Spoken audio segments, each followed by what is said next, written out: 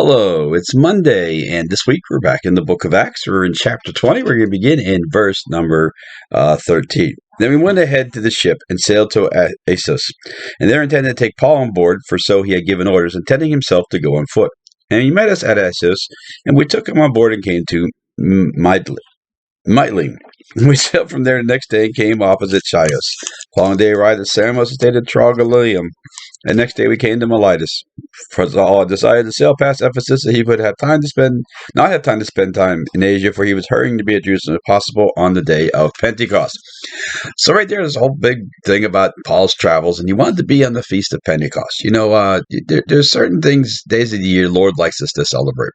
And if you look back in Leviticus chapter 23, there's all the feasts are there. The Sabbath's supposed to keep every week, and it's also supposed to be a feast day, by the way. It's not just supposed to be go to church, but go enjoy.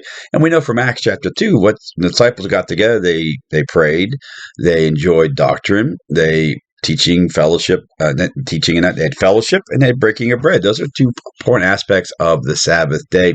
It should be an enjoyable day with the Lord and with you, with your family, with your loved ones, with your friends. Should be and other fellow believers. But Pentecost is one of those days that if you read through the feast in Leviticus 23, there are four that God says to keep as a perpetual statute forever. And this is one of them. Why do we do these? Because, it's very important to have these special days. You know what? Don't you like when someone does a special day for you? And, we take these special feast days, the four, you probably wonder what are the four. It's the Feast of First Fruits, Feast of Pentecost, the Day of Atonement, and then the Feast of Tabernacles. And we're supposed to really just enjoy them with an amazing way. Now, if you read them, some of those feasts lasted like a whole week long. What you understand about today, you're like, well, man, I can't do a whole week. Well, yeah, what God's smart. He understands the times. There's a day for the high day of the feast. You remember back then, they didn't have ways to travel real well. For example, Joseph and Mary had to go from Nazareth to Bethlehem. They had to walk on foot. Mary was 8.5 months pregnant, riding on a donkey, didn't move real fast.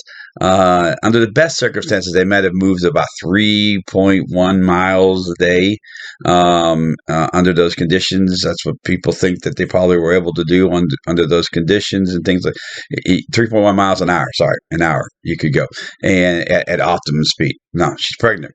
And she's on a donkey, you get bounced over. I don't think they had optimal speed. But I say this, that Nazareth is approximately 92 miles from Bethlehem. So that means you're talking 3.1 divided by 92, you're talking about 30 hours or 10 hours a day or 8 hours a day for 4 days with no breaks, nothing, and you're just stopping and then to sleep at night, eating things like that with a woman who's 8.5 months pregnant.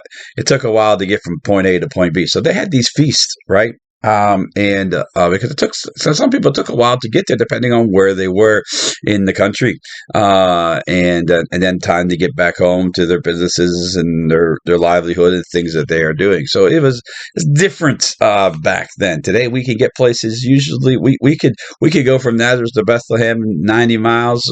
Hour and a half, right? Some people a little quicker, but it's just a different mindset. But we should be able to keep those days for the Lord, because it says, Lord, I make this day special to you.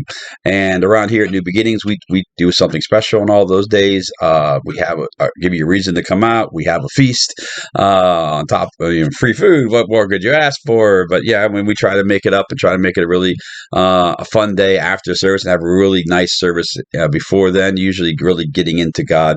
But it's important to keep those in mind. Take time out of your busy life to give special days unto the Lord. If he does that, he will do some great things. Remember, closer to God, God gets closer to you. So when you honor God and his requests, God's going to honor you and the things you have going on in your life. Well, I don't have time for that. Well, yeah, I get that. And that's why, the Sabbath day is one of those feasts, because we give every week. It's amazing how we go, God, why don't you move in our lives? But we can't spend an hour and a half, 2 hours, 3 hours with God on a weekend. Here at New Beginnings, there's between Sunday morning, Sunday night, and Sunday school, we have probably 4 to 5 hours worth of services on a Sunday that you can be part of. And then our occasional Friday night revival service or Wednesday night service. We got to be able to give God part of our time and say, God, you're not an inconvenience to us. And we'll see God move more in our lives. People wonder, why doesn't God move in humanity? Because you got to think most of humanity doesn't believe in God, number one. Number two, those who do don't give God a whole lot of time in their lives until they really need Him. And that's not really a really good relationship. Okay, remember, it's all about relationship. All right, so we'll end there today. I wasn't planning on ending there today, but we've already got over 5 minutes, and it's just a really good thing to think about. How are you treating your time with the Lord?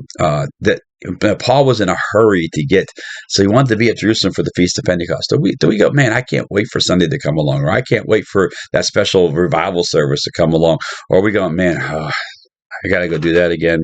God won't mind if I don't, are we, he was looking forward to it. Are we looking forward to our times with the Lord?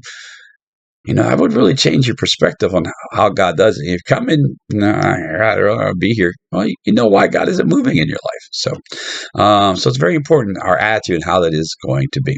Well, have a great day. Remember, Jesus loves you. I love you. And you're absolutely awesome.